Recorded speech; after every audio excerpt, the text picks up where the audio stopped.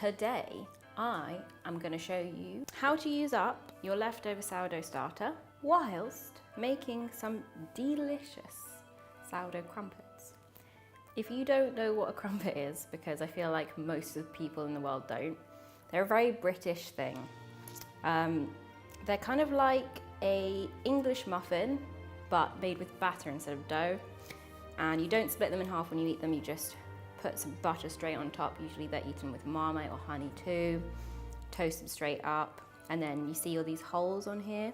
These fill up with all that buttery goodness and they are just delicious. They're really easy to do and I'm going to show you how to make them.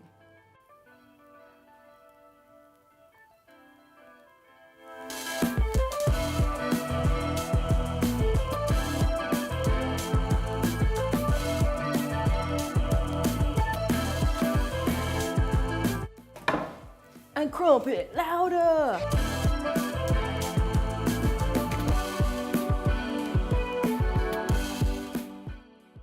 Okay, so what you do when you have sourdough starter is that usually every day you feed your starter by taking a little bit of this out, mixing it in a bowl with some plain flour and water, and then you put it back in the jar. The rest of the stuff usually goes in the bin. But that's quite a lot of food waste to have every day, and I'm not a big fan of that. So what I've started doing is, instead of chucking it, I put the remaining sourdough starter in a little tub, and I keep that in the fridge.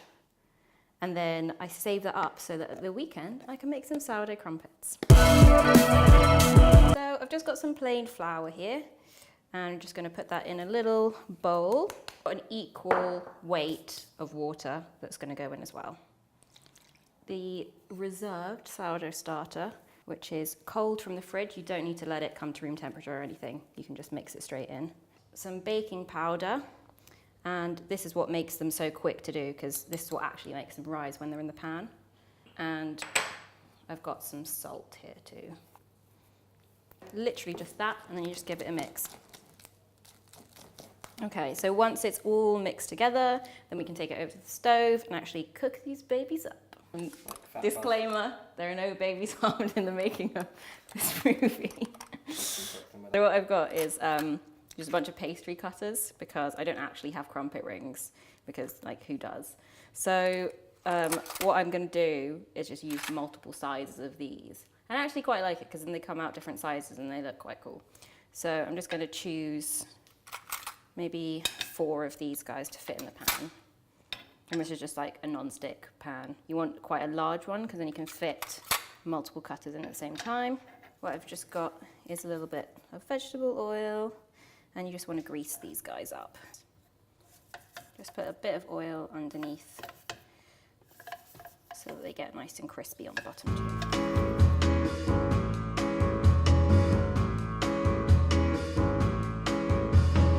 And then I'm just going to turn this on to the lowest heat, because the low and slow method is actually the best for crumpets, because then you get those nice bubbles coming up. So you don't want to fill them to the top, because otherwise when the batter is cooking it rises and it will overflow out of the ring and it will make a huge mess. So that's not good. I'm just going to leave them to cook, and what you'll see is that bubbles start to form on the surface, which is, if you've cooked pancakes a lot of the time, you'll know is a signal that it's starting to get ready to flip. But we want to do it until literally the whole top is covered with as many bubbles as possible. Because the key thing of a crumpet is that you have lots of bubbles so that all the butter can seep in. And then you just get like layers of butter or marmite or whatever you put on top. It's so good. So we're just going to leave these until they're nice and bubbly.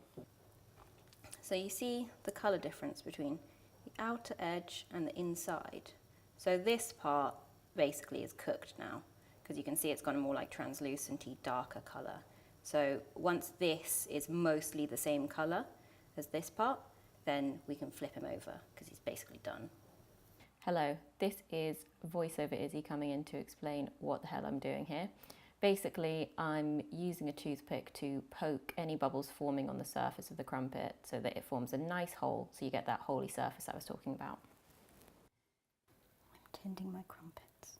So this guy is pretty much cooked on the top, and when you check the bottom, It's quite dark. Usually crumpets are quite dark on the bottom, but what you need to do is just give it a little flippy flip and then grab some kind of poking implement.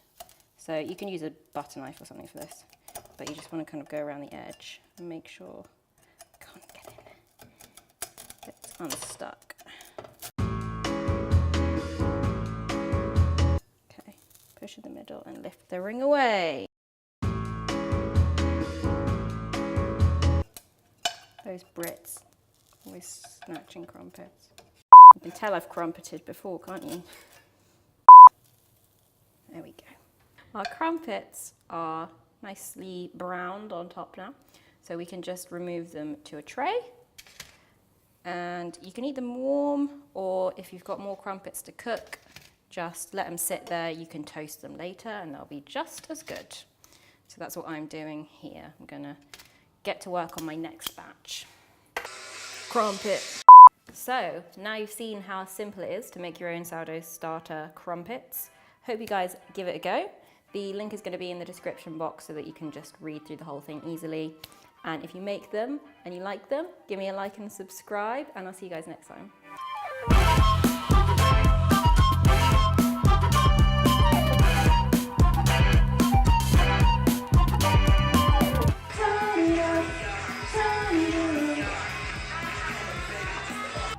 Bubble bath.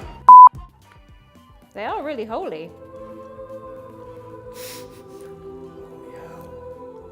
As in, yeah, they're from heaven.